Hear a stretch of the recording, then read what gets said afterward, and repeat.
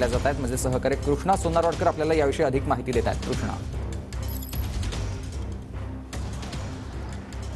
सुमित, सध्या मी अशोक मिल परिसरात आहे आणि इथे छत्रपती शिवाजी महाराजांचा पुतळा जो आहे तो स्टेजवरती मांडण्यात आलेला आहे, बसवण्यात आलेला आहे आणि या पुतळ्याला अभिवादन करून पंतप्रधान नरेंद्र मोदी हे रोड शोला सुरुवात करणार आहेत। त्यापूर्वी आपण पाहतोय की डॉग स्क्वॉडच्या माध्यमातून आणि बॉम्ब शोधक पथक या ठिकाणी दाखल झालेलं आहे। त्यांच्या माध्यमातून त्या व्यासपीठाची तपासणी केली जाते आणि संपूर्ण महाराजांचा पुतळा जिथं आहे त्याच्या आजूबाजूला सुद्धा ही तपासणी जी आहे ती केली जाते। सुरक्षेच्या सगळ्या उपाययोजना केल्या जात आहेत आणि 4:30 ते 5 वाजता जेव्हा या रोड शोला सुरुवात होईल त्यावेळी पहिल्यांदा पंतप्रधान नरेंद्र मोदी या ठिकाणी दाखल होतील। इथे छत्रपती शिवाजी महाराजांना अभिवादन करतील, वंदन करतील आणि त्यानंतर रोड शोला सुरुवात होईल आणि पुढे जवळपास 2.5 किलोमीटरवरती हा रोड शो जो आहे तो असणार आहे आणि जिथे हा रोड शो संपणार आहे तिथे प्रभू श्रीरामांची मूर्ती सुद्धा उभारण्यात आलेली आहे। तिथे सुद्धा पंतप्रधान नरेंद्र मोदी हे वंदन करण्याची शक्यता आहे। मात्र हा रोड शो मोठ्या गर्दीनं आणि उत्साहानं होण्याची शक्यता आहे।